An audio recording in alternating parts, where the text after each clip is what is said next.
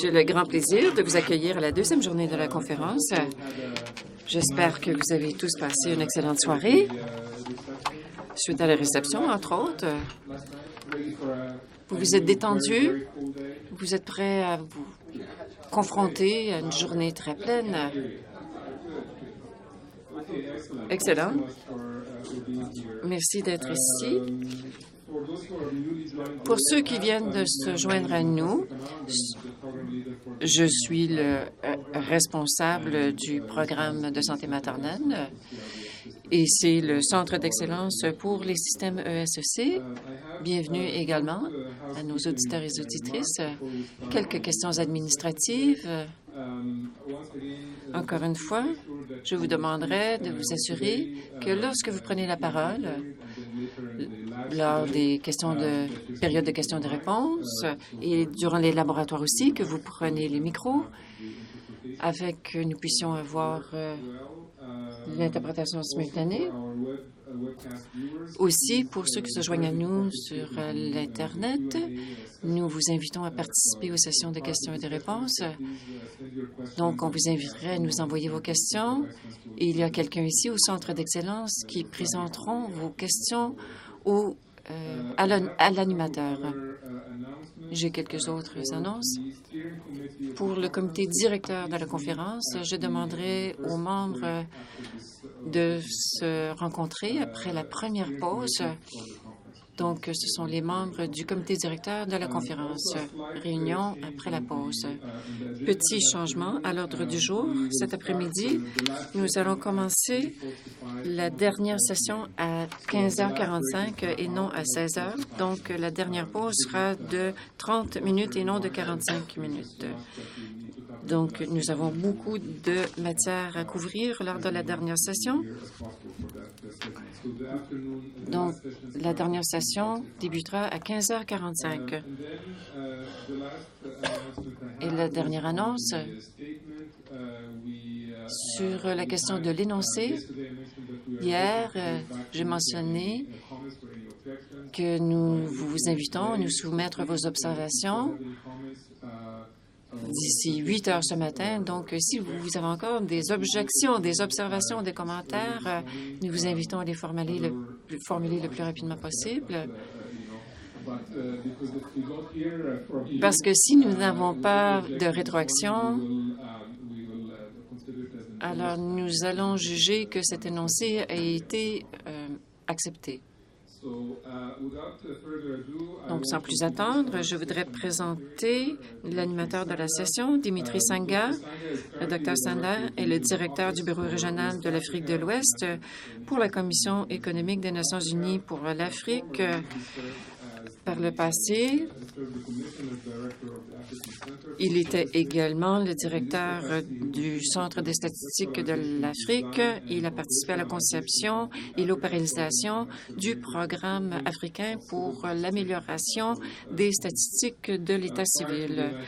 Et avant les Nations unies, il était le statisticien économique principal à Statistique Canada et professeur à temps partiel à l'Université d'Ottawa.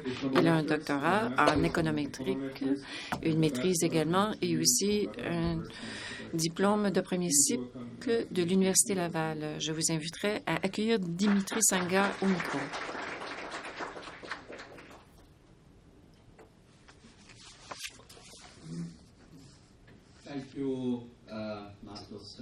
Merci. Merci. Chers collègues, bonjour. Nous allons commencer un peu tard. Certains de nos collègues participent à une réunion. Donc, allons-y. Nous sommes ensemble depuis 2 jours. Donc, je ne vais pas avoir de grandes présentations des conférenciers et des conférencières. Nous avons discuté des statistiques d'État civil et nous savons qu'il y a beaucoup de pays qui ont de la difficulté à avoir des systèmes de SEC. Par ailleurs, par le biais des ODD, on veut inclure tout le monde. Donc, il faut regarder, entre autres, certains groupes marginalisés, les jeunes, les femmes, les aînés, et ainsi de suite. Lundi, il y a eu beaucoup de discussions au sujet des questions du genre. Donc, en plus du fait que nous tentons d'avoir des systèmes de ESEC qui fonctionnent bien, eh bien, s'ajoute à ça toute la question du genre dont nous devons tenir compte. Et en plus, il faut examiner les situations de crise, les situations d'urgence. Mais quand je regarde ce matin les conférenciers et conférencières qui sont ici pour nous parler de ce sujet, je crois que nous aurons à la fin au moins atteint 2 objectifs. Premièrement, nous devons pouvoir partir de cette conférence en comprenant pourquoi cette question est importante, pourquoi c'est important d'examiner les questions du genre en situation d'urgence, notamment en ce qui a trait aux statistiques d'état civil. Donc, il faut parler de la question du genre dans des situations d'urgence, notamment quand nous traitons de questions d'état civil. Aussi, c'est important de reconnaître que c'est une question importante. Alors, quelles sont les façons novatrices de traiter des questions associées au genre? Sans plus attendre, permettez-moi de vous présenter rapidement les conférenciers et conférencières. On va commencer avec Cornelius Williams, qui est le directeur associé et chef mondial protection de l'enfance à l'UNICEF. Bienvenue, Cornelius.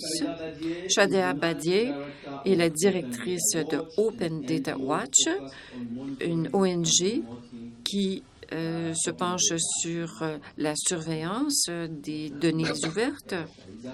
Bienvenue, Shaïda. Par le passé, elle était directrice au sein d'une des sections de la Banque mondiale.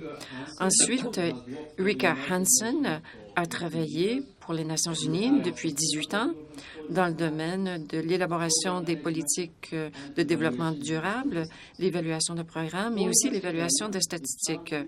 Oliver Chingania est directeur du Centre africain pour la statistique à la Commission économique des Nations unies pour l'Afrique. Et Oliver est celui qui est maintenant responsable du secrétariat africain pour l'établissement des systèmes de statistiques d'état civil. Josier Pérez est secrétaire adjoint, statisticienne nationale, recensement et bureau de coordination technique, Philippines Statistique Authorité.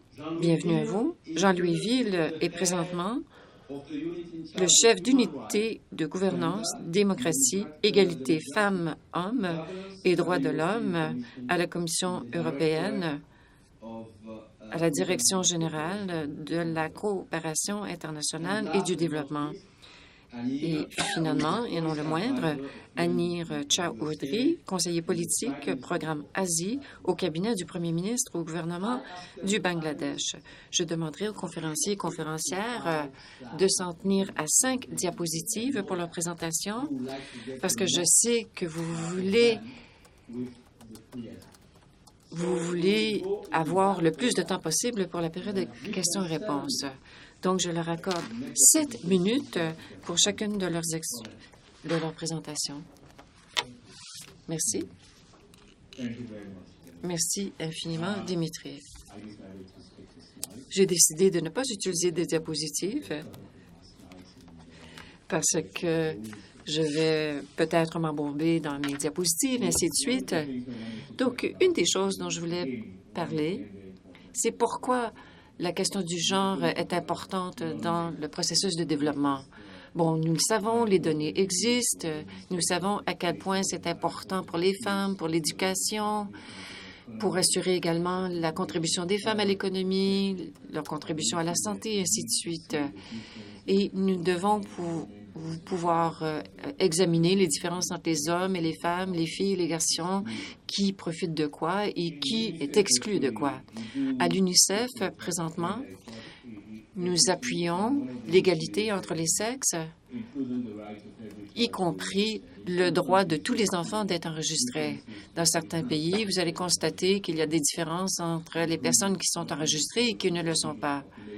Et aussi, on tient compte des populations cachées.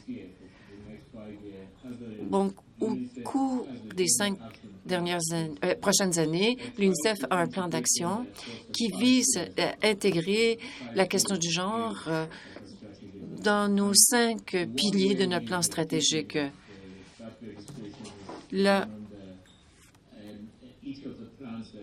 Chacune de ces stratégies tient compte de l'inclusion. Donc, par exemple, il y a une stratégie sur la survie, sur la santé, sur l'inclusion, sur la protection sociale et aussi sur la politique sociale. Mais permettez-moi d'aller tout de suite à la question de l'état civil et des statistiques d'état civil et pourquoi les questions du genre sont importantes. Nous avons beaucoup dit par rapport aux questions du genre en situation d'urgence. Je n'ai pas les données, mais dans la plupart des situations d'urgence, entre 75 et 80 du temps, il s'agit de femmes et d'enfants. Et nous avons beaucoup de ménages qui sont gérés, dirigés par des enfants et des femmes. Où se trouvent ces gens, ces réfugiés? En Syrie. Et nous parlons donc de la Syrie et des pays environnants, l'Afghanistan également, le Pakistan. Nous avons également la Somalie et la Corne de l'Afrique. Il s'agit d'endroits où il y a beaucoup de populations de réfugiés et bien sûr les Rohingyas au Bangladesh. Les femmes sont particulièrement à risque d'être apatrides. Ils sont particulièrement touchés par cette question. Par exemple, sous la loi de la Jordanie et de la Syrie, si une femme, par exemple, dirige un ménage ou si elle est célibataire et elle est enceinte, elle ne pourra pas obtenir des documents de nationalité dans ces pays. Et si une Syrienne donne naissance en Jordanie, s'il n'a pas un certificat de mariage, si elle perd, par exemple, tous ses documents lors de conflits, lorsque vous fuyez les conflits, vous n'allez certainement pas pouvoir obtenir un acte de naissance pour vos enfants. Et tous les enfants non enregistrés ne pourront pas faire la preuve de l'endroit de leur naissance, des liens familiaux, et ce sont des documents qui sont requis. J'ai été au Bangladesh récemment. Et nous avons constaté ce problème. Ce problème va aller en croissant. La vaste majorité de ces femmes sont arrivées là sans conjoint. Certaines femmes avaient 15 ans et elles seront apatrides. Elles le sont présentement parce qu'on ne les a pas désignées comme réfugiés. Lorsqu'il y a un problème avec le système, nous l'avons vu dans certains endroits, si le système a un préjugé contre les femmes, donc par exemple des préjugés culturels ou encore un cadre législatif qui va contre les femmes, lorsqu'on est en train de rebâtir le système, il faut tenir compte de ces préjugés. Mais ce que l'on constate, c'est que les gens tout simplement remettent le même système en place. Donc, on ne tient pas compte justement de la question du genre. Comment les gens aussi peuvent-ils déménager, se déplacer avec leur identité? L'autre question, ce sont les organisations d'aide ont des systèmes d'enregistrement. Comment peut-on utiliser ces informations pour bâtir des systèmes d'enregistrement? Donc, par exemple, il y a une organisation qui s'occupe de l'enregistrement, mais les WFP aussi obtiennent de l'information pour les transferts monétaires, pour l'aide alimentaire. Donc, on a de l'information, des données sur les soins de santé. Donc, comment pouvons-nous utiliser ces données dans ce système qui fonctionnerait? Il y a aussi le cadre législatif, le cadre juridique. Si nous sommes en train de rebâtir des systèmes, il faut examiner le cadre juridique. S'il y a, par exemple, une réforme légale qui est entreprise dans un pays, à ce moment-là, il faut pouvoir assurer que ce cadre est reflété dans le système. Donc, s'il y a un programme, par exemple, qui vise la paix, il faut aussi tenir compte de tout cela dans la construction, la conception de nouveaux systèmes. Il faut aussi tenir compte des femmes disparues. Dans la plupart des conflits, tels que je l'ai mentionné, il s'agit de ménages qui sont gérés par des femmes. Mais parfois, aussi, il y a des filles qui sont disparues, des filles qui sont associées avec des forces armées. Elles ont perdu leur dossier, on ne sait pas où se trouvent ces enfants, les combattants les amènent à la maison, il y a le trafic aussi. On ne sait pas donc où se trouvent ces filles et ces femmes. Donc, il faut pouvoir examiner où se trouvent ces femmes et ces enfants. Merci beaucoup, Cornelius. Pour ceux et celles qui connaissent Shaïda, ils savent également qu'elle n'est pas seulement responsable du programme de données à la Banque mondiale, mais également elle se penche sur Data pour X qui vise à combler les écarts entre les sexes. Donc, elle pourra bien nous parler des défis de ce matin. Merci. Je suis grandement reconnaissante d'être ici ce matin.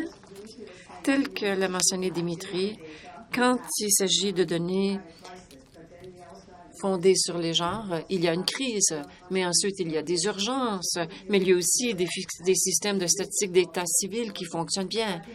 Donc, il y a beaucoup à faire, mais il y a de nombreux récits. Nous savons aussi le fait de combattre Ebola avec des données basées sur le genre, c'était très difficile. C'était clair, c'est qu'il y avait beaucoup plus de femmes qui avaient été touchées que des hommes.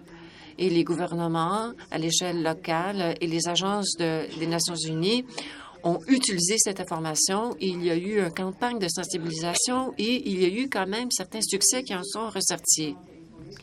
Ici, vous voyez, il y a eu quelques campagnes de sensibilisation et les femmes qui ont participé à ces campagnes. Donc, c'est très important pour nous lorsque nous parlons de crise ou d'urgence. C'est important d'avoir des données de base et pour cela, il faut avoir de bons systèmes d'état civil. Il y a énormément de cadres qui existent, entre autres le cadre pour la gestion d'informations en situation de crise, mais il y a également des lignes directrices des Nations unies et d'autres organisations. Mais lorsqu'on parle de la question du genre et des urgences, nous parlons de femmes qui ont besoin d'aide et de protection. Ils ont besoin d'une protection physique, mais ils ont également besoin d'avoir une protection civile, politique et aussi une protection par rapport à leurs droits politiques. Mais c'est important aussi d'avoir des données pour pouvoir identifier, cibler les populations à risque. Il faut inclure les femmes et les filles dans la prise de décision lors de telles crises. Et je crois que l'UNICEF et d'autres organisations qui sont confrontées à de telles situations sont bien au courant. Mais pour traiter de cette situation, de nombreuses organisations ont des interventions à court terme. Donc, parfois, il s'agit de solutions de fortune. Mais moi, ce que je propose, ce sont des systèmes d'état civil qui fonctionnent bien et qui peuvent servir de jalon. Dans de nombreux cas, il faut s'assurer que les ESEC sont bien représentés bien reflété dans les lignes directrices des Nations unies. Donc, je sais que vous êtes tous ici pour parler de l'ESEC, mais rapidement, j'aimerais parler de l'ESEC et de regarder de l'ESEC en utilisant une optique des femmes et des filles. Vous êtes des spécialistes de l'ESEC, mais en examinant la question de l'optique des femmes et des filles, je crois que c'est important. J'ai tenté de présenter un sommaire ici. Dans cette diapositive, Vous le savez tous et toutes, mais le fait de pouvoir présenter toute cette information dans une diapositive, je crois que c'est quand même très puissant. Et pour, en ce qui a trait à l'enregistrement des naissances et l'identité juridique également, il y a beaucoup d'éléments de l'ESEC qui sont importants. Donc, par exemple, nous avons un récit de Ruby quant à son enregistrement de naissance.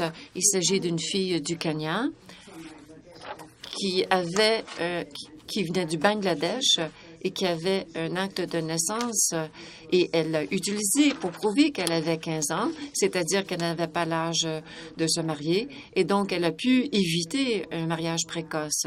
C'est très important parce qu'une fille sur 3 sont touchées par les mariages précoces. Et bien sûr, pour l'enregistrement des mariages de naissance et de décès, comme vous le savez, il y a beaucoup d'avantages à cela. Nous avons un autre exemple d'un enregistrement d'un acte de mariage ou d'un enregistrement de... Il s'agit d'une femme qui s'appelle Blessing au Kenya et cette femme avait l'acte de décès de son mari. C'était une jeune femme et donc elle a pu avoir accès à un lot de terre et ainsi de suite. Donc, il y a beaucoup de récits. Donc, dans mon association, on aime bien regrouper et retrouver ces récits. Donc, si vous en avez, je vous invite à nous les envoyer. Donc, nous connaissons les avantages de ces systèmes. Mais nous savons tous aussi qu'il y a une crise. Il y a une crise au sein des ESEC dans de nombreux pays. On a beaucoup parlé des statistiques déjà.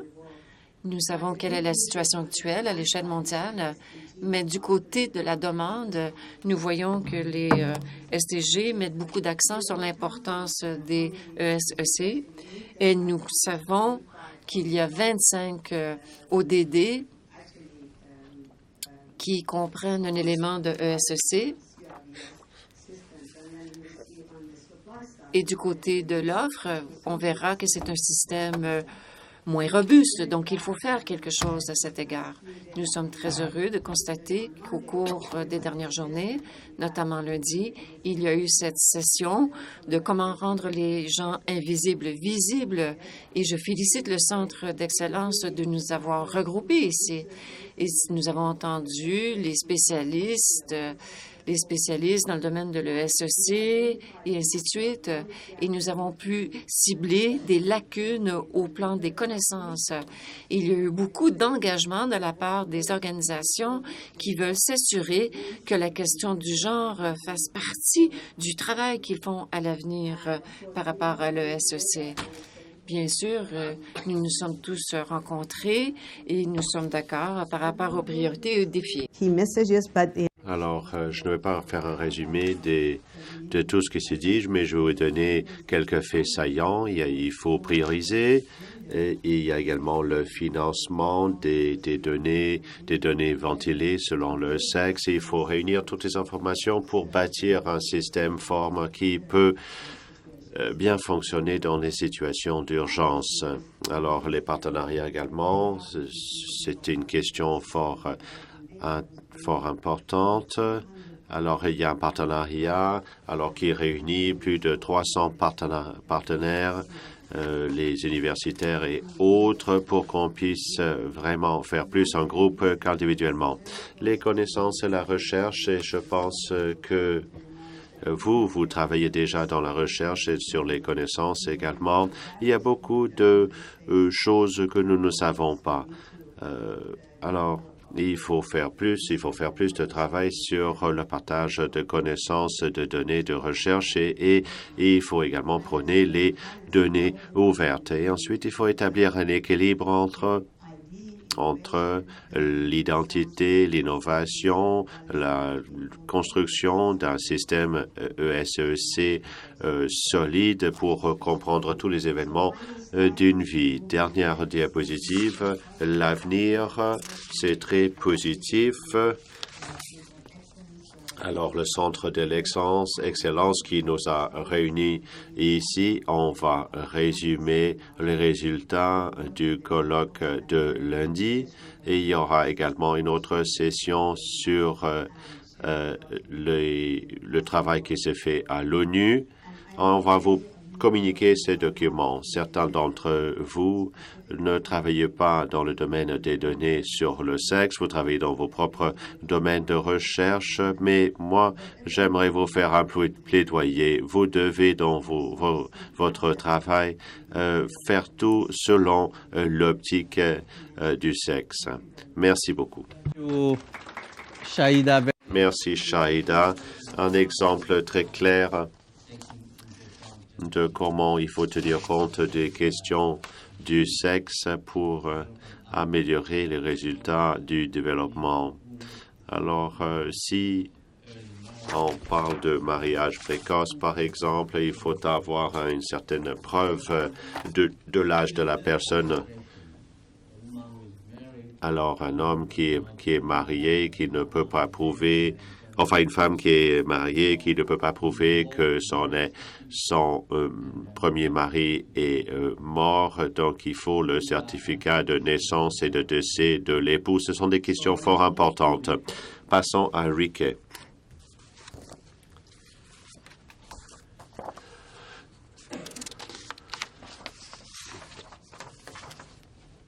Thank you very much. Merci beaucoup, Dimitri. Bonjour à tout le monde. La question de la discussion aujourd'hui. Alors, moi, je me suis dit qu'il faudrait peut-être vous présenter les concepts pour qu'on puisse mieux structurer nos discussions autour du thème de l'ESSEC, les catastrophes naturelles, les urgences et le SEC. Donc, je vais vous parler des liens entre ces concepts et je vais les traiter par deux. On va commencer avec les catastrophes et le genre. Certains de nos intervenants ont déjà donné des exemples pour vous montrer pourquoi le genre est une question qui se pose dans une situation d'urgence. Quelques données pour commencer. Les femmes et les enfants ont 14 fois plus de probabilité à mourir pendant une catastrophe que les hommes. Lors du tsunami en 2004, on a vu en fait que beaucoup de femmes dans les villages en Indonésie, dans les régions de l'Inde, représentaient 70% des décédés. Les femmes et les enfants sont plus en danger à cause de leur statut social plus faible et à cause du rôle joué par les femmes à s'occuper de leur famille. En situation de sécheresse, les hommes partent souvent pour aller chercher un travail. Les femmes et les enfants sont laissés derrière. Ils en sont exposés à des risques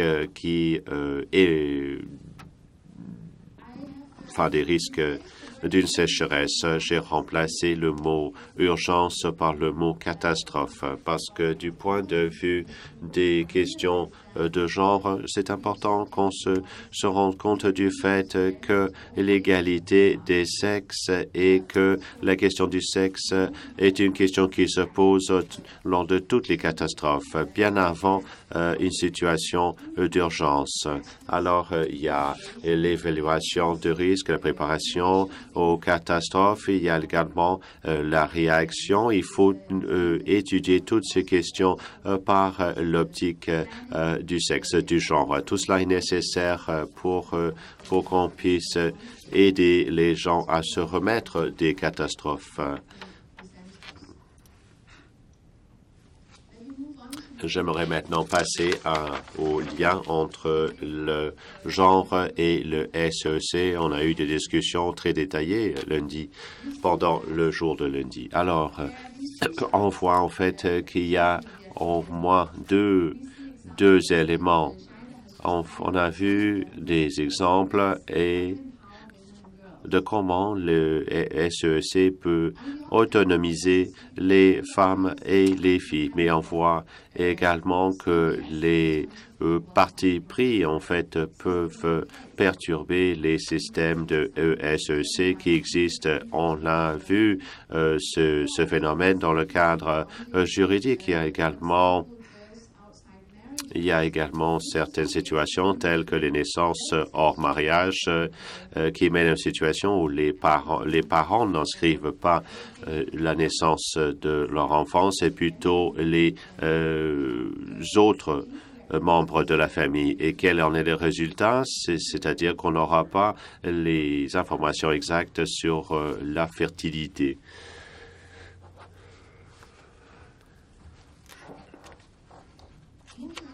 Alors, passons maintenant à le SEC et les catastrophes. Moi, je dirais également qu'il y a beaucoup de questions qui se posent. Une question qui se pose est la suivante. C'est de faire en sorte que les systèmes SEC soient robustes dans leur conception, dans leur fonctionnement également. Et il faut faire en sorte également que les documents puissent être remplacés en situation de catastrophe et lors de l'étape de remise en état. Et il faut que les systèmes SEC puissent continuer à fonctionner pendant la catastrophe et après la catastrophe également pour desservir la population. Et il faut également que ces services puissent être accessibles aux gens déplacés. Alors, ce thème a été discuté lors d'un événement organisé par le réseau des registraires de l'État civil du Pacifique qui a eu lieu à Fidji l'année dernière. Et j'ai volé quelques des recommandations de cette réunion et je les présente ici sur cette diapositive. C'est une discussion qui est en cours et moi, je crois qu'on va en parler davantage de l'ESEC et des catastrophes à l'avenir. Il y a également l'autre question qui se pose. Les systèmes ESEC produisent des informations qui peuvent être très utiles pour la planification, pour l'évaluation des risques de catastrophes. Shaida a mentionné le cadre Sendai. Et dans ce contexte-là, il y a beaucoup de travail qui se fait avec une concentration sur les statistiques et les catastrophes. Il y a un cadre sur les statistiques en cas de catastrophe qui est en cours est en train d'être développé pour aider les pays à planifier pour les situations de catastrophe. Et dans le contexte de ce cadre, on envisage d'utiliser donc le SEC pour élaborer certaines cartes pour les populations à risque. On a eu certaines discussions sur ce cadre-là et dans le cadre de ces discussions, on a constaté que c'est important de faire en sorte que après la catastrophe, que les informations soient communiquées au registre administratif qui existe. Alors, il y a un hyperlien ici si vous voulez y faire un tour pour savoir un peu plus sur le cadre qui est en train d'être élaboré et il nous ferait grand plaisir d'avoir votre rétroaction également. Alors, en dernier lieu, alors si je réunis toutes ces questions-là, pour résumer plutôt, alors ici je vais répéter les propos des premiers conférenciers ce matin. Le genre, la catastrophe, le SEC.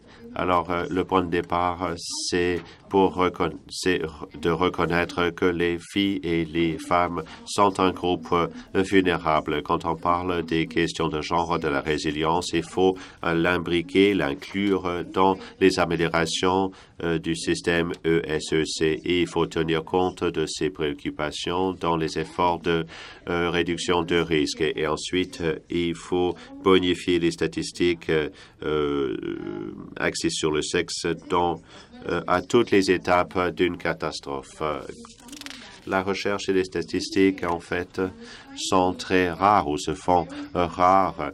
Quand je cherchais des informations ou des faits probants pour cette présentation, il y en a très peu. Les faits sont plutôt anecdotiques. Alors, moi, je pense qu'on devrait se mettre à la tâche pour combler ce vide-là. Merci beaucoup. Thank you, Rika. Merci beaucoup, Rika. Passons maintenant à Oliver.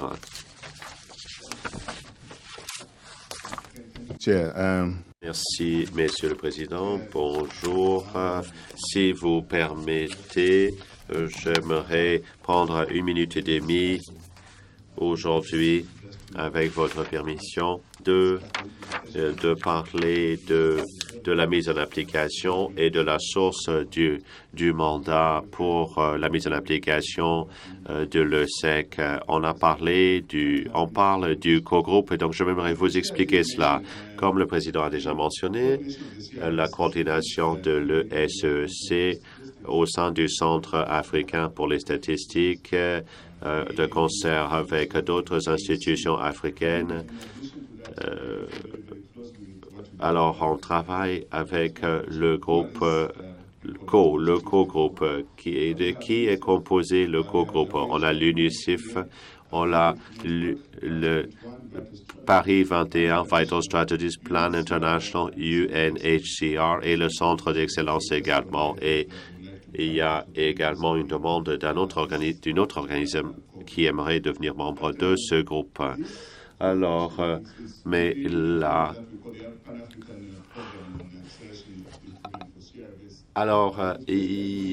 c'est un programme panaméricain, en fait, qui prend son mandat des ministres qui se sont réunis au mois de décembre l'année dernière. Les ministres se réunissent tous les 2 ans. Et une chose qui a été décidée lors de la réunion, c'était d'approuver le plan stratégique qui est un plan quinquennal en commençant l'année dernière, en 2017. Mais nous n'avons pas encore mis en vigueur ce plan. Ça sera mis en vigueur cette année. Ça s'étalera jusqu'en 2018. Une chose sur laquelle on s'est entendu dans le cadre du plan stratégique, c'est de constituer un secrétariat, et on a entamé ce processus pour qu'on puisse mettre en vigueur le programme de façon efficace. J'aimerais mentionner qu'une chose qui a été décidée par les chefs d'État et des gouvernements en 2016 était une déclaration sur le ESEC en Afrique. Donc, on voit la volonté politique à un niveau très élevé. En dernier lieu, j'aimerais mentionner également que nous avons récemment constitué un comité composé de registraires généraux.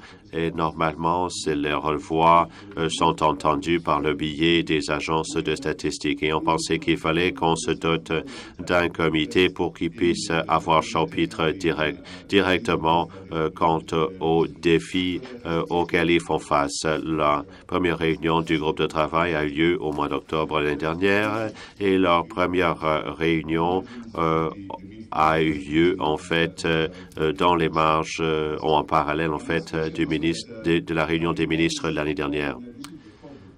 Alors, nous travaillons avec d'autres intervenants. Alors, d'autres partenaires font partie de notre travail. On travaille avec ESCAP également. Alors, je voulais juste vous mettre dans le contexte avant de vous faire ma présentation. Monsieur le Président, alors,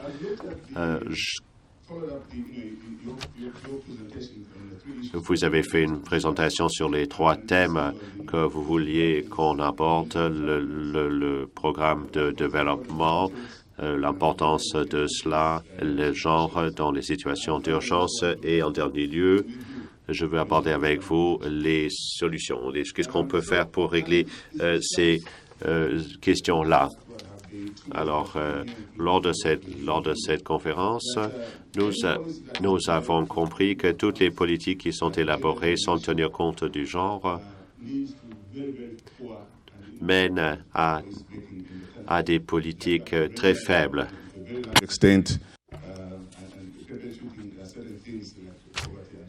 Et peuvent mener donc à la pauvreté. Alors, on sait que le genre doit être au cœur de toute politique.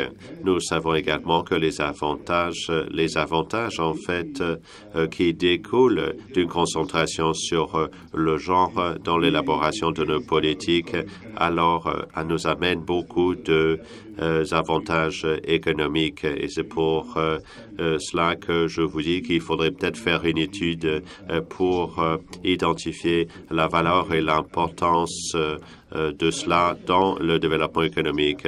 Malheureusement, en Afrique, ces avantages ne sont pas vraiment connus et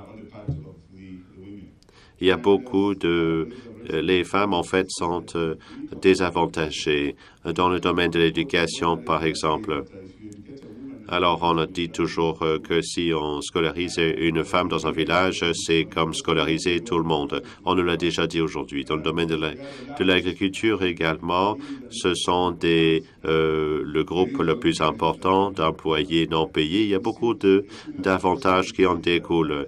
Une situation semblable, s'il y a une grande participation des femmes dans le marché du travail, il y a beaucoup d'avantages qui en découlent pour le développement économique. Mais lorsque nous examinons les situations en cas de crise, d'urgence, mes collègues en ont parlé, dans de telles situations, les femmes sont souvent les plus touchées.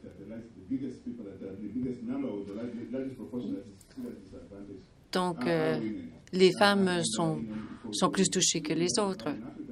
Dans la situation que nous avions en Afrique, nous avions une situation où les gens ont été touchés par des conflits, des risques de santé. On a parlé de l'Ebola plus tôt. Et le fait que la population soit invisible et les femmes n'ont pas l'information nécessaire dont elles ont besoin dans de telles situations. Donc, c'est là où c'est important d'avoir un système qui fonctionne bien, un système de ESEC. C'est inévitable.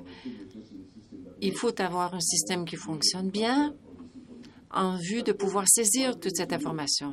Alors, que pouvons-nous faire pour se pencher sur de telles questions?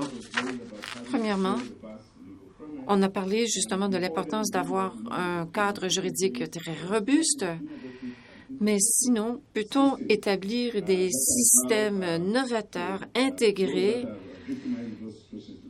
qui permettra aux gens qui sont victimes de telles situations d'avoir accès à des services? Nous avons parlé évidemment du cadre juridique, mais il faut aussi investir dans des processus novateurs dans de tels pays. Mais l'autre question importante, c'est d'avoir un système national qui reconnaît et qui travaille avec d'autres agences responsables de prendre soin de gens qui se retrouvent dans telle situation. Donc, voilà, en conclusion, c'est évident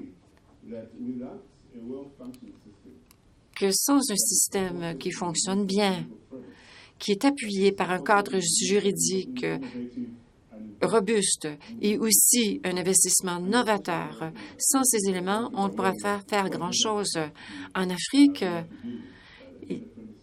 nous avons le programme 2060 et 2050.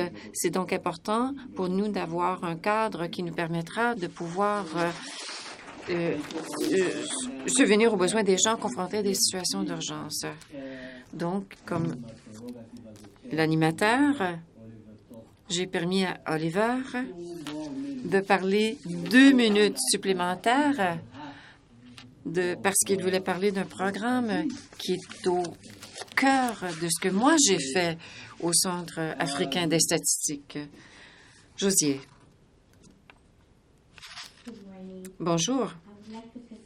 Je voudrais parler du genre et des situations d'urgence et comment tout cela rejoint les questions de l'ESSC. Dans le cadre du processus de développement,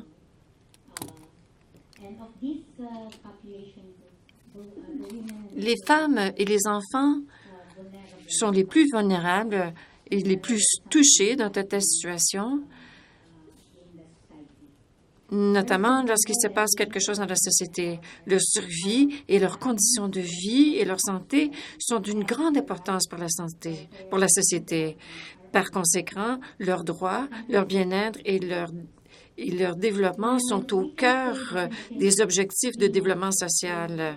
Bien que on a réalisé des progrès par rapport à l'équité entre les hommes et les femmes, mais il y a quand même des situations difficiles dans les domiciles, les écoles, les lieux de travail, qui font en sorte que nous constatons qu'il y a encore beaucoup d'inégalités entre les genres. Dans les Philippines, nous avons l'Agence de la condition féminine qui a été mise sur pied dans les années 80. Donc, c'était la Commission pour les femmes des Philippines. Et durant cette période de la mise sur pied de cette commission, une législation a été adoptée dans laquelle on notait les droits des femmes et il y a aussi un plan qui a été mis sur place, un plan de développement qui tient compte du genre. Malgré ces différentes stratégies, chacune des agences du gouvernement doivent affecter 5 de leur budget annuellement à des activités associées au genre. Nous avons également établi un comité inter-agence sur les statistiques des genres et des enfants. Et nous avons une résolution qui invite les agences à faire la promotion des questions associées au genre en générant des statistiques à cet égard. Donc, quelle est la situation des ESSC dans les Philippines, notamment en ce qui a trait aux situations d'urgence? Les femmes et les enfants qui ont des documents dans lesquels les informations sont faussées, notamment les gens qui travaillent à l'étranger. Par exemple, des enfants qui ont 15 ans, on change leur âge afin qu'ils puissent obtenir des documents ou des positions. Mais le gouvernement n'est pas au courant nécessairement de ces situations, à moins que l'on en informe. Il y a aussi des enfants qui participent à des activités armées. Notamment, il y a une telle situation qui s'est passée l'année dernière.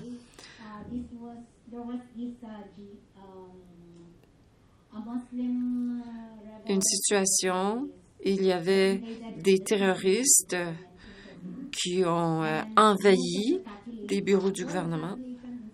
Et toute la population dans cette région a été déplacée à des provinces environnantes. Et ensuite, il y a les décès des femmes et des enfants qui sont victimes de violences. Avant d'avoir quitté le pays, il y avait ce récit d'une femme qui travaillait au Koweït. Elle a été assassinée par ses employeurs, par son employeur, il y a de cela 2 ans, et on l'a mis dans un congélateur et on a découvert son corps que tout récemment. Et notre président a été enragé et a demandé l'appui du gouvernement du Koweït pour poursuivre les responsables. Il y avait un couple, entre autres, qui était complice Et ensuite, les hommes, les femmes et les enfants qui utilisent des documents qui sont perdus lors de situations d'urgence. Et le PSA a coopéré avec le gouvernement local afin que les registres civils puissent être reconstruits et réétablis. Et aussi, dans des cas d'incendie, si tous les documents sont perdus, nous allons également collaborer avec ces gens afin qu'on puisse rétablir les registres civils. Et aussi, quelles sont les approches novatrices que vous proposez? Premièrement, c'est de pouvoir renforcer l'enregistrement civil. Les municipalités plus nantis ont des ordinateurs. Ils ont pu informatiser les registres civils, mais c'est insuffisant. On doit les apprendre, les former.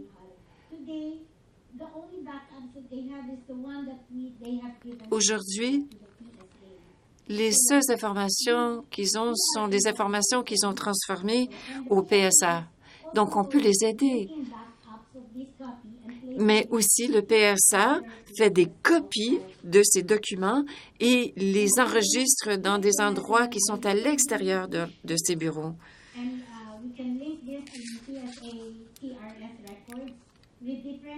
Et donc, à ce moment-là, des différentes agences du gouvernement, par exemple le ministère des Affaires étrangères, l'autorité des emplois à l'étranger, le bureau de l'emploi et aussi l'administration des services sociaux pourront travailler ensemble en vue de, premièrement, enregistrer les enfants illégitimes, aussi vont pouvoir vérifier les documents, les actes de naissance de femmes et d'enfants OFW, notamment ceux qui sont des fournisseurs de services. Aussi, on va pouvoir enregistrer les naissances et les décès et aussi vérifier les enregistrements de naissance de jeunes femmes qui travaillent à l'étranger. Merci beaucoup.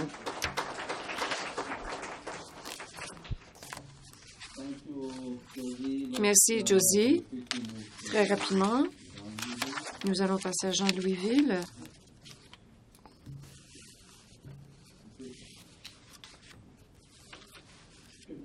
Bonjour. Je n'utiliserai pas de diapositive, je n'aurai pas d'exposé.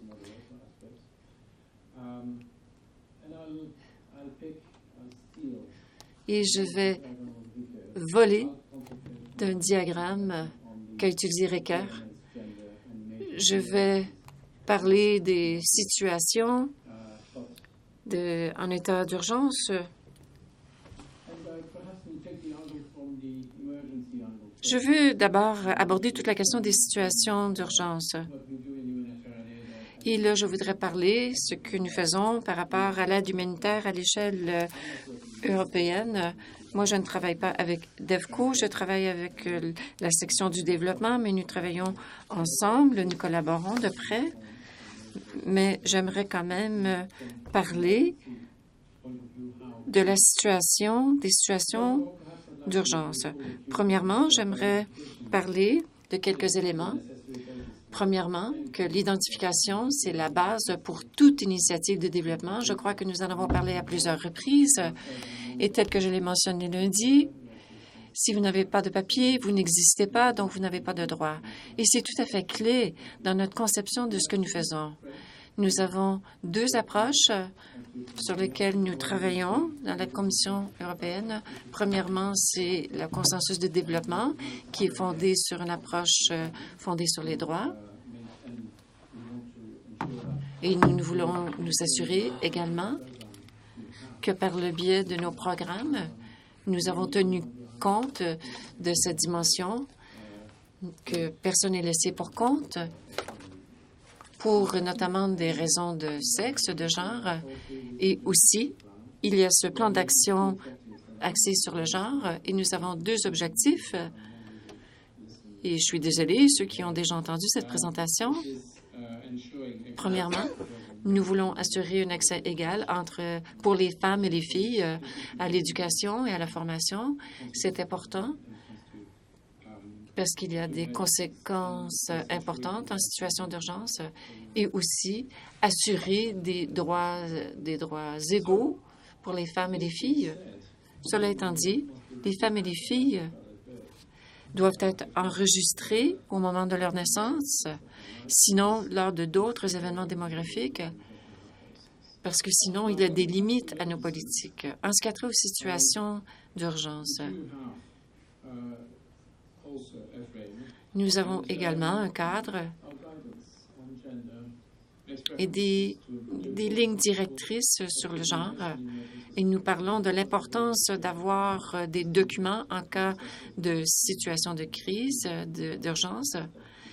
Nous en avons déjà parlé hier, notamment des mesures que nous appuyons comprennent l'enregistrement civil et aussi pour aider les gens à récupérer leurs documents lorsqu'ils sont perdus. C'est le défi le plus important. Lorsque nous parlons de réfugiés, de personnes déplacées, bien sûr, ils ont besoin d'un toit, ils doivent manger, mais tout de suite, ensuite, ils ont besoin de s'identifier. Et donc, il faut enregistrer notamment les réfugiés et les personnes déplacées. Nous devons savoir qui ils sont, d'où ils viennent. Et c'est là que c'est important, l'identification. Si les gens ont un document, eh bien, c'est sûr que c'est bénéfique. Sinon, à ce moment-là, nous avons un problème encore plus grave. Parce que le fait d'avoir une identité, avoir un document, eh bien, à partir de là, on peut examiner les transferts monétaires, de l'aide d'urgence, de l'éducation, de l'alimentation, et ainsi de suite. Et nous allons pouvoir évidemment suivre les événements, les mariages, les naissances dans les camps de réfugiés. Bien sûr, il y a des défis associés à cela. Donc, nous constatons la réalité et nous en avons bien parlé. C'est qu'il y a des mesures d'adaptation, par exemple des réfugiés au Liban ou en Jordanie. Eh bien, une solution, c'est de marier de jeunes filles, parce que c'est une façon pour eux de survivre. Je suis désolée si c'est un peu brutal, mais c'est la réalité. Et nous l'avons constaté au début de la crise. Il y avait beaucoup de préoccupations à cet égard. Malgré tout cela, c'est une réalité.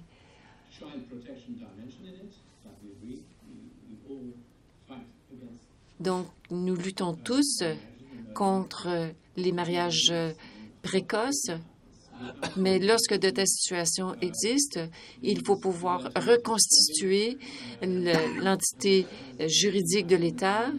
Ça a des répercussions également sur les conditions de vie, parce que les gens peuvent ou non rester dans le pays. Et aussi, nous avons parlé des conséquences pour la famille, pour l'ensemble du statut juridique de la personne. Bien sûr, on peut atténuer de telles situations, notamment par l'enregistrement de mariage. Nous pouvons aussi offrir des soins de santé, mais il s'agit là que d'éléments, ce ne sont pas des solutions.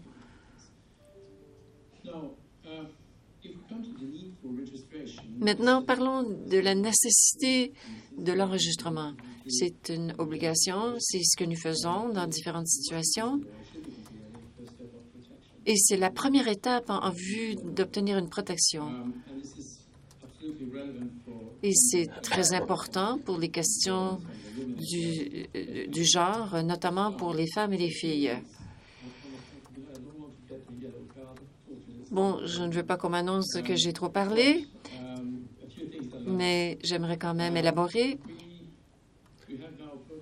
Nous avons maintenant des projets que nous appuyons pour enregistrer les 1 million de réfugiés Rohingyas avec les Nations unies. Nous voulons des photos, des empreintes digitales, entre autres. Donc, nous tentons de cartographier, de schématiser cette population. À ce moment-là, ils auront une identité, une existence pour une population qui existe, comme on le sait. Et nous allons pouvoir aider les groupes plus fragilisés, les femmes, les enfants, et ainsi de suite. Il y a beaucoup de conséquences associées à cela, parce que le fait que ces gens soient enregistrés, alors à ce moment-là, on peut leur fournir des transferts monétaires, on peut leur donner des cartes pour obtenir de la nourriture. Maintenant, comme nous savons tous, ce n'est pas facile. C'est une façon différente de voir de telles situations et ça fait partie du problème.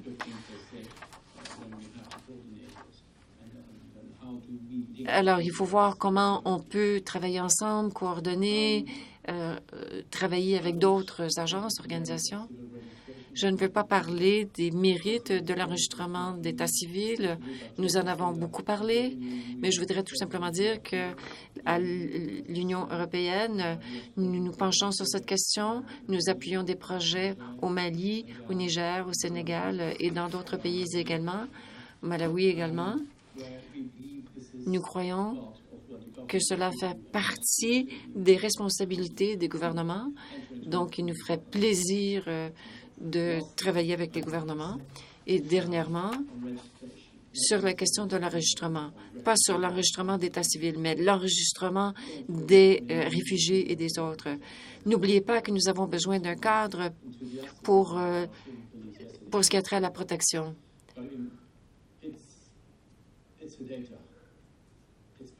Bon, il s'agit de données personnelles et ces données peuvent être mal utilisées.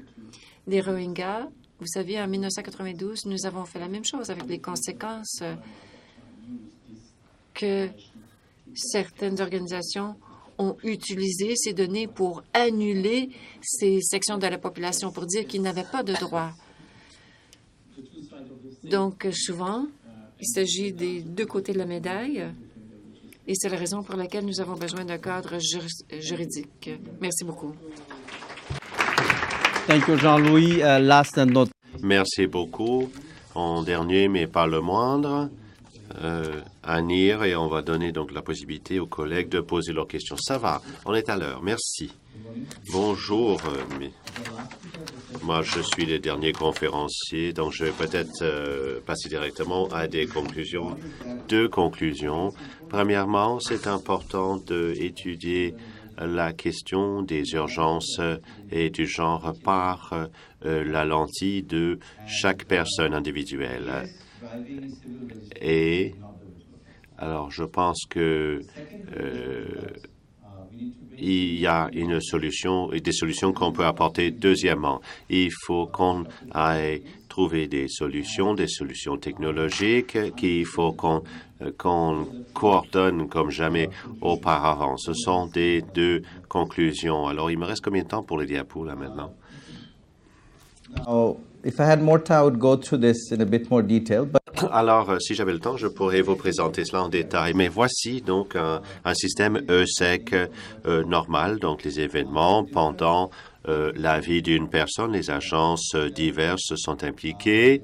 La santé, l'éducation, il y a 2 ministères de santé. Il y en a là maintenant 3.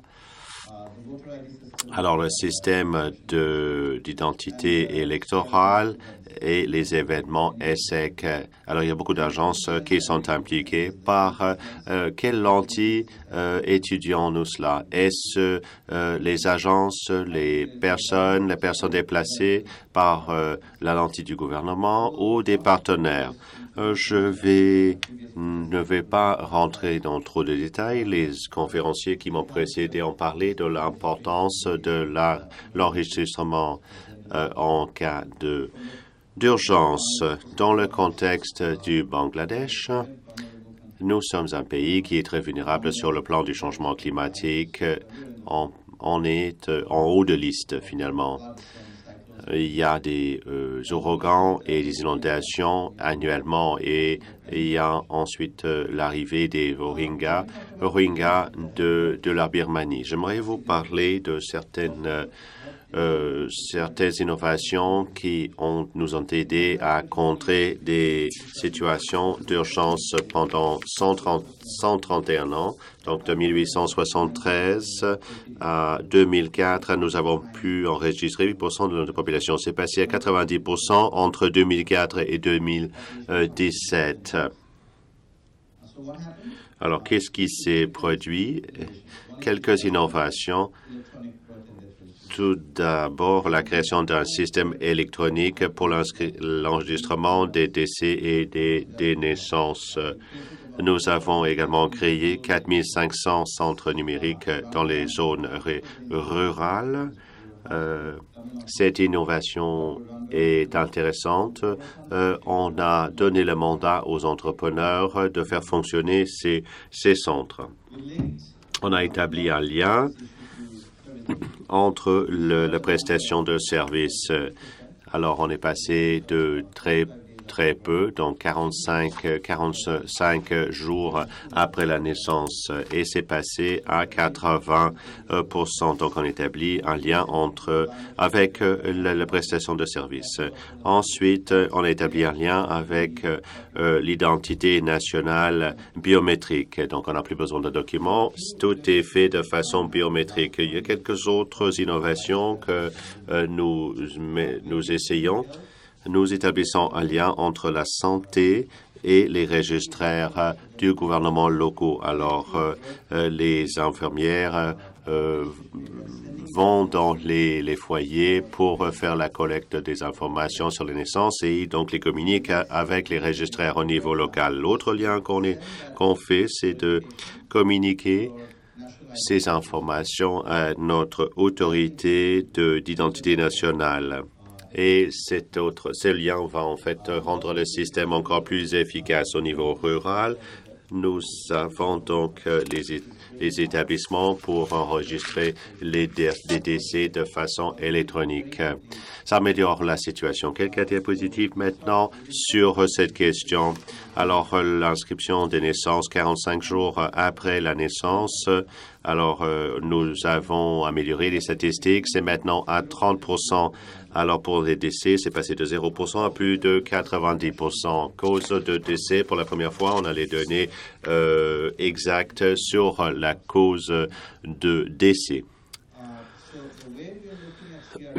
Alors, comment est-ce qu'on envisage le SEC au Bangladesh? On veut établir un lien entre le SEC et l'identité et une plateforme qu'on appelle la dispense de services intégrés. Donc, on va combiner plusieurs identités dans un seul système d'identité.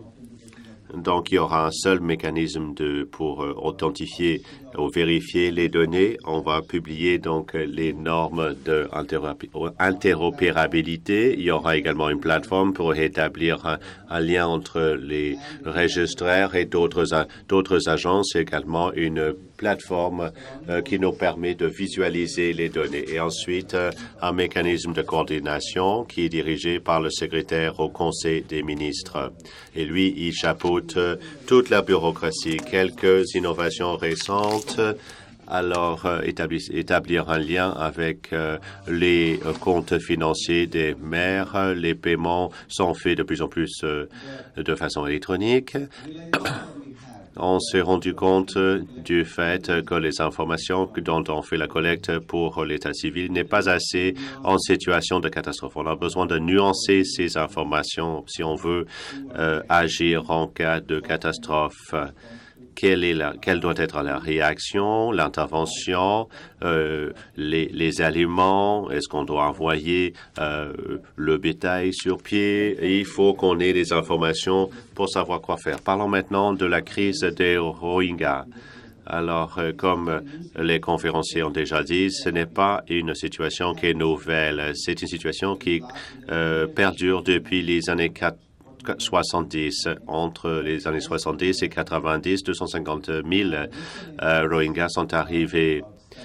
Alors, plus de 600 000 Rohingyas sont arrivés au cours des mois qui viennent de s'écouler. On a plus d'1 million de Rohingyas qui se trouvent au Bangladesh maintenant. 50% sont des hommes, 50% sont des femmes. L'enregistrement est effectué par plusieurs agences, le ministère de l'immigration, des passeports. Nous avons des données ventilées par le sexe, mais nous n'avons pas des informations sur les naissances parce qu'on ne peut pas savoir vraiment quand et où ces enfants sont nés. C'est un grand problème. Nous ne tirons pas un plein avantage, nous ne profitons pas pleinement de ces informations. Alors, très rapidement, les incitatifs, alors on leur donne des aliments, des services non alimentaires également quand ils s'inscrivent, mais ils ont peur d'être renvoyés. C'est ça qui se produit il y a 20 ans, on les a renvoyés et les gens qui sont maintenant au Bangladesh sont partis, sont revenus.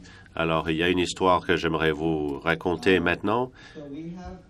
Nous avons beaucoup de Biharis qui sont venus de l'Inde. Ils sont là depuis l'indépendance du Bangladesh il y a 45 ans. Alors, en 2008, on a donné la citoyenneté à ceux qui sont nés au Bangladesh. Ils n'ont pas d'adresse, ils vivent dans les camps. Et dans le cas des Rohingyas, on dit qu'on veut les rapatrier, mais ça va prendre pas mal d'années. Donc, il va falloir peut-être leur donner un type de citoyenneté pendant la période pendant leur séjour, en fait, au Bangladesh. Nous sommes en train de fusionner plusieurs identités, donc identité biométrique, communication et financière. On est en train de nous pencher sur un système axé sur blockchain et sur la téléphonie mobile. Dernière diapositive, cette question que j'aimerais vous poser. Alors, si on se penche sur les besoins précis en cas de situation d'urgence, il faut qu'on conçoive les bonnes réponses, les bonnes réactions, le court terme, le long terme. Qui a accès à des données? Comment est-ce qu'on va partager les données entre les agences? Deux dernières choses que j'aimerais vous dire. On devrait concevoir le ECC selon les besoins des personnes individuelles et pas selon les besoins des informations sur l'état civil. Il faut également créer des entités transférables. C'est ça, c'est très, très important. Thank you very much. You have seen. Merci beaucoup. Vous avez donc constaté qu'il y a toute une panoplie de compétences représentées par nos conférenciers, mais maintenant est arrivé au moment le plus important de la matinée. Vous allez pouvoir leur poser vos questions. Moi, j'ai organisé donc cela pour qu'ils doivent répondre à 3 questions. Premièrement, pourquoi le genre est-il important dans le processus ESSEC? Deuxième question, quelles sont les particularités du sexe, de la question du sexe en cas de catastrophe. Troisième question, quelles sont les innovations possibles? Alors, j'aimerais prendre 2 questions de ce côté de la salle, 2 questions du centre de la salle et 2 questions du fond de la salle. Et j'aimerais qu'il y en ait un équilibre homme-femme également. 2 questions de ce côté-ci de la salle. Raj, j'aimerais une femme maintenant. J'ai un homme. Alors, il me faut une question d'une femme. Y a-t-il une femme qui veut poser une question brûlante? Y a-t-il une question d'une femme ici? Non. Alors, au centre de la salle, une femme. Non, personne. OK. Et à droite, à ma droite. Alors, on va commencer avec Raj. Et ensuite, vous, au centre de la salle. Et ensuite, de l'autre côté de la salle. Raj, merci beaucoup. Alors, je pense que les conférenciers ont couvert plusieurs domaines, tous les domaines, en fait, axés sur le genre. Alors, mais Cornelius a dit que même en situation de paix, quand il n'y a pas d'urgence, ce qui est important, c'est d'enregistrer la naissance d'un enfant. Ce n'est pas un système qui réagit, c'est un système normal. Il faut enregistrer tous les enfants pour qu'à un moment donné, il n'y ait pas de problème où l'enfant aura son certificat de naissance. Et maintenant, si on se penche sur les processus et les systèmes juridiques qui existent dans les pays du monde, l'enregistrement est très compliqué. Enregistrer les naissances était censé être facile. Il fallait permettre aux mères, en fait, d'enregistrer la naissance de leurs enfants à un moment donné. Alors, c'est compliqué, c'est devenu beaucoup plus compliqué pour les mères parce que si l'enfant est né hors mariage, comme dans l'Afrique du Sud, on voit que 50% des enfants ont des certificats où ne figure pas le nom du père.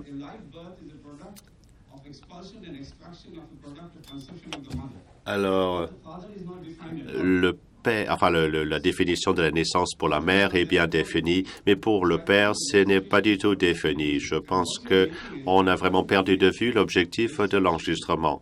On essaie de faire en sorte que l'enregistrement soit une preuve de paternité et ce n'est pas la bonne démarche. Le fardeau est sur la mère de prouver plusieurs choses. Si vous êtes marié, vous devez fournir un certificat de mariage.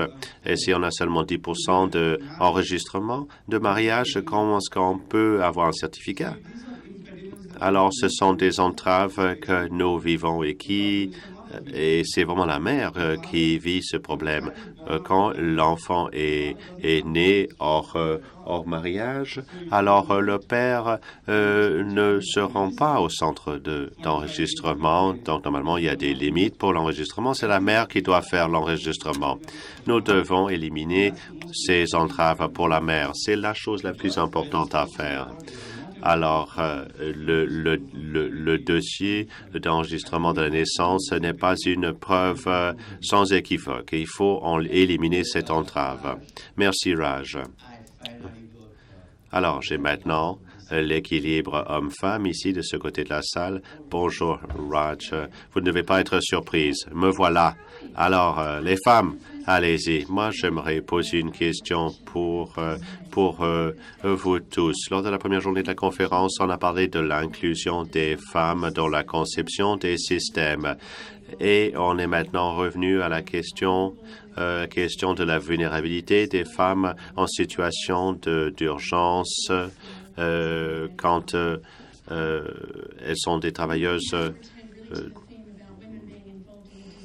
saisonniers, par exemple. On n'a pas vraiment parlé de l'implication des femmes dans l'élimination d'entraves lors du processus d'enregistrement. Émir, vous avez parlé d'établir un lien entre les infirmières locales et les agences d'enregistrement. Combien de ces personnes sont des femmes? Alors, ma deuxième question est-ce que vous impliquez ces infirmières dans le processus de conception dans la collectivité locale?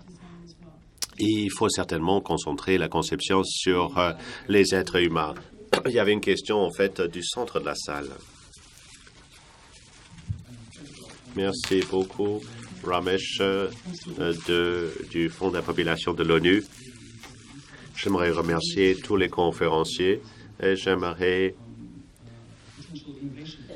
proposer une innovation possible, en fait, qui découle de vos présentations. On voit que les situations humanitaires deviennent des questions sous-régionales. Il y a la question de la Syrie, la région du lac Tchad, et également la situation dans la République démocratique du Congo. Plusieurs conférenciers ont mentionné ce matin qu'il y a déplacement des personnes, des solutions de foyer, les membres de la même famille sont séparés, on perd les documents d'identité.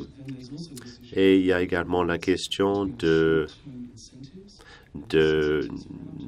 manque de lien entre les incitatifs à court terme et les incitatifs à long terme pour l'inscription des événements qui se produisent pendant la vie d'une personne. Alors, moi, je voulais vous proposer certaines solutions. Il y a des solutions qui ne sont pas forcément de l'ordre technologique, mais il y a peut-être des solutions également du côté de la coopération sous-régionale.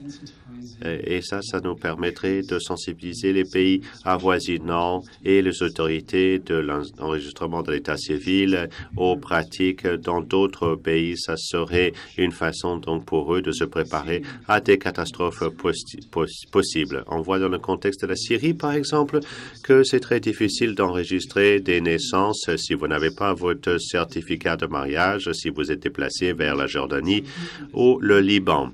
Alors, je pense qu'on a besoin de sensibiliser les autorités locales dans les collectivités d'accueil et d'aller chercher des solutions pour rationaliser l'enregistrement. On fait beaucoup de rationalisation dans notre travail humanitaire. Pourquoi pas dans le domaine de l'enregistrement de l'état civil?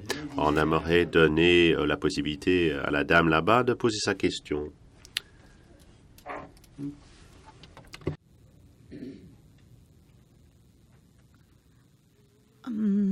Thank you very much. Merci beaucoup. Conversation très, très intéressante.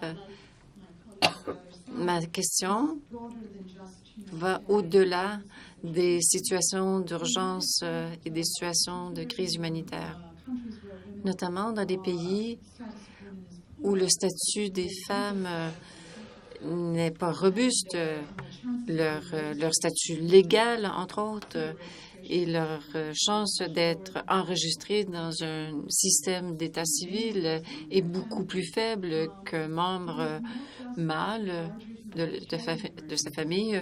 Il ne s'agit pas seulement des urgences humanitaires, mais des urgences dans les vies des femmes où c'est important d'avoir l'enregistrement d'état civil. Donc, par exemple, si un mariage n'est pas enregistré et qu'elle n'est pas enregistrée et que son mari décède, elle pourrait ne pas avoir accès au patrimoine. Elle pourrait être séparée de ses enfants par la famille du conjoint du défunt. Il y a tellement d'autres situations d'urgence. Est-ce que les systèmes dont on parle sont en mesure de pouvoir répondre aux crises auxquelles font face les femmes? Donc, si, par exemple, une femme n'est pas enregistrée, si les enfants ne sont pas enregistrés comme étant les enfants de cette mère, alors dans quelle mesure est-ce que les systèmes puissent répondre aux urgences de ces femmes? C'est peut-être un plus grand problème que des situations d'urgence et de crise humanitaire. Donc, nous n'avons pas de temps. Donc, je vais commencer avec Anir parce qu'il y avait une question qui lui avait été posée. Très rapidement, vous avez 30 secondes pour répondre. Et j'aimerais que vous puissiez me reposer la deuxième question très rapidement.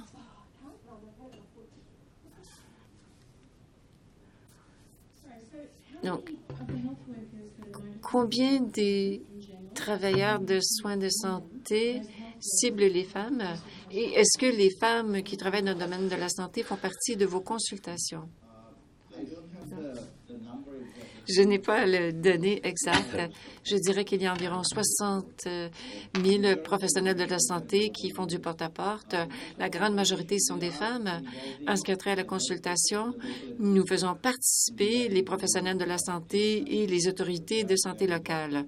Ils font partie de la conception des systèmes. Merci. Y a-t-il d'autres questions?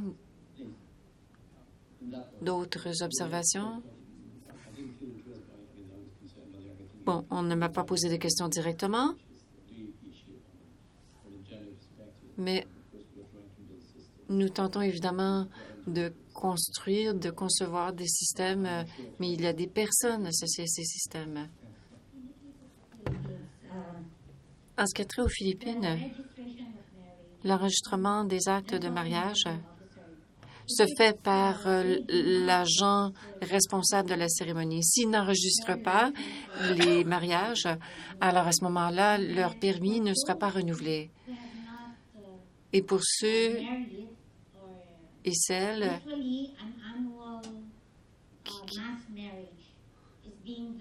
il se peut aussi qu'il y ait des mariages de masse dans certaines municipalités et ces cérémonies sont menées par le responsable municipal.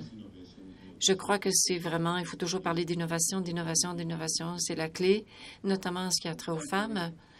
Eric? Très rapidement.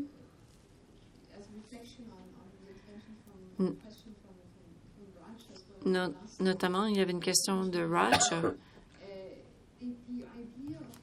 Cette idée d'axer nos efforts sur l'enregistrement des naissances en disant que c'est vraiment l'obligation, le devoir de l'État de rendre ce processus plus facile, c'est important d'en tenir compte.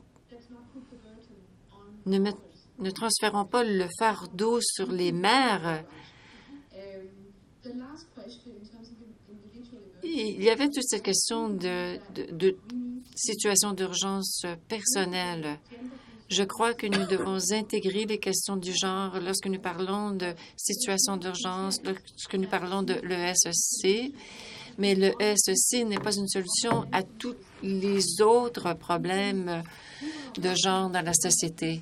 Nous pouvons faire de notre mieux pour s'assurer que ces systèmes ne perpétuent pas les inégalités entre les sexes, mais ce n'est pas une solution à tout. Mais je comprends bien la question, mais nous devons avoir quand même un certain équilibre. Merci beaucoup. Shaida.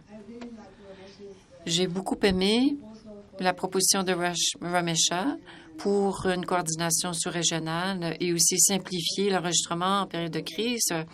Il faudrait se rappeler de cela. Je crois que c'est une excellente proposition. Et aussi, on a soulevé la question des urgences personnelles, individuelles, et l'importance de l'enregistrement en tant que tel comme un droit individuel. Je crois que c'est très important. Je suis d'accord avec vous. Mais je voudrais dire que nous avons très peu d'informations quant aux obstacles dans chacun des pays. Donc, sans sauter aux conclusions et trouver une solution, il faut savoir quels sont ces obstacles. Donc, nous devons faire un peu plus de recherche pour savoir quels sont justement ces obstacles. Merci, Cornelius. Nous en avons déjà parlé. C'est important de regarder le cadre mondial d'intervention humanitaire, regarder les organisations, les groupes, et cela doit faire partie de notre programme. La capacité, toute la question des femmes qui ne sont pas enregistrées est un sujet d'intérêt pour de nombreuses personnes, des organisations. Nous pouvons utiliser la technologie et nous pouvons travailler avec certaines organisations pour avoir un système qui fonctionne et ensuite pouvoir utiliser ce système pour les femmes. Il faut aussi parler de la protection des données. C'est une question importante. Il y a de nombreuses agences qui en discutent et nous devrions en discuter davantage. Merci beaucoup. Je ne vais pas tenter de vous présenter un résumé de l'excellente discussion parce qu'il y a encore de nombreuses questions dont nous allons pouvoir soulever avec les conférenciers et conférencières lors de la pause. Par contre, je voudrais quand même dire que le genre, ce n'est pas une question seulement de morale, c'est aussi une question sociale et économique. Nous devons aussi reconnaître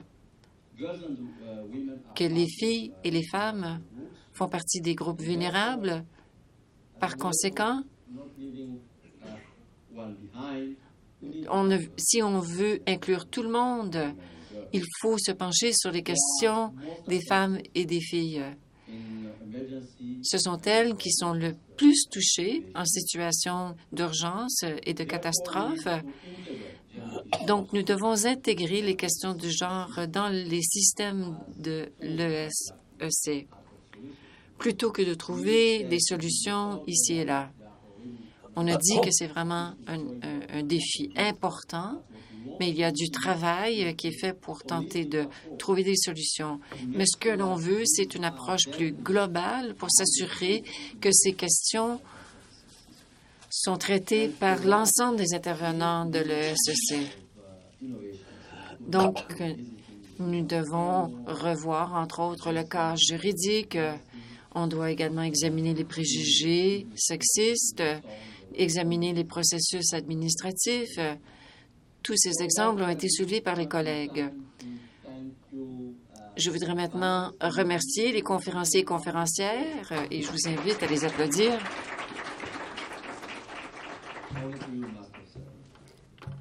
Et je vous cède la parole, chers collègues. Merci. Excellente discussion. Un bon départ à la journée. Et nous allons poursuivre avec les laboratoires au courant de la journée. J'aimerais remercier nos auditeurs qui nous écoutent en ligne.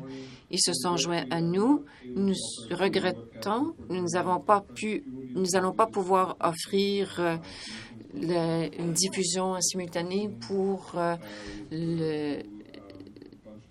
le reste de la conférence. Il y aura donc des sessions dans 6 salles différentes. Donc, c'est tout simplement trop difficile pour nous, au plan de la logistique, d'offrir une diffusion simultanée.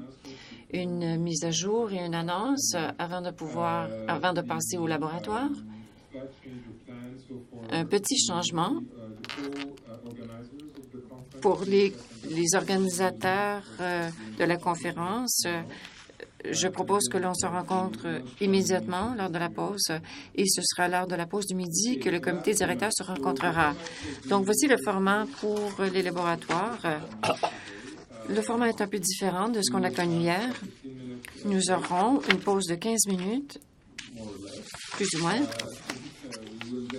Ensuite, nous allons nous réunir dans des petits groupes de travail et les résultats de ces ateliers seront intégrés au rapport final de la conférence.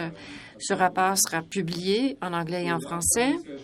Donc, les sessions à venir incluent, eh bien, nous avons 6 salles pour les laboratoires. Donc, ici, dans cette salle Hopper A et B, il y aura 2 laboratoires. À gauche, le laboratoire Innovation A, qui est transformer les systèmes de l'ESEC, amélioration des procédés d'affaires pour gérer la complexité. Et ici, à ma droite, de l'autre côté, il y a le laboratoire de l'Innovation 2. Il s'agira donc de l'analyse de données modernes. Ensuite, laboratoire d'innovation 3, santé et système de SEC. Cette réunion aura lieu dans la salle Hopper C. Ensuite, laboratoire de l'innovation 4, sur la conception axée sur la personne, augmentation de la demande et l'utilisation des services grâce à des partenariats communautaires. Cette session aura lieu dans la salle de réunion Pearson. De l'autre côté du passage, laboratoire de l'innovation 5, nouvelles technologies, chaîne de blocs et technologies de grands livres répartis, répercussions sur les systèmes de SEC et l'identité.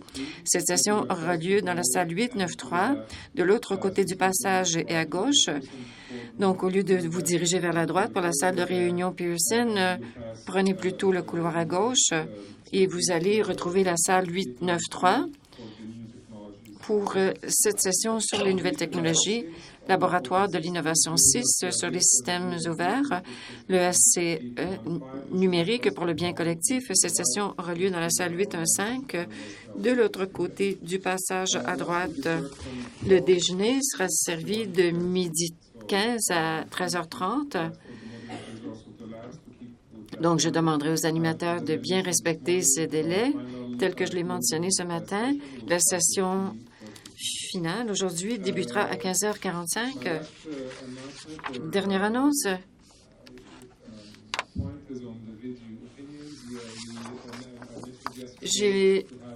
J'en ai mentionné hier, nous avons un kiosque vidéo et nous vous invitons d'y passer en grand nombre afin de pouvoir justement communiquer vos questions, vos observations.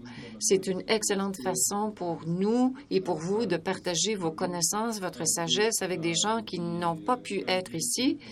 Ces vidéos seront interprétées et traduites et ensuite seront diffusées sur notre site Internet.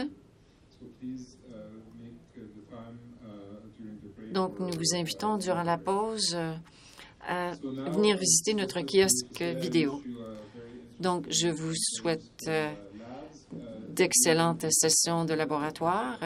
C'est une approche très innovatrice et j'espère que vous allez juger que c'est utile et dans l'espoir que vous aurez beaucoup plus d'occasions pour pouvoir avoir des dialogues avec vos collègues. Merci, à plus tard cet après-midi. Au revoir.